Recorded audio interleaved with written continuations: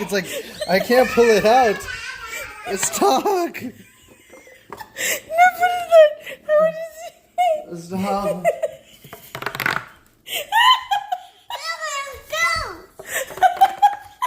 Please, Kitty. No, not cutting. I don't have patience. It's cutting off circulation. Alright. So we're trying some hot water. Let it go. Put it on top of it a little bit. Make sure you don't burn yourself. Oh, that's hot. Now we're gonna put a little soap in it. Alright, we're gonna call the fire department. This guy's broken. Cannot come out. Wow. Alright.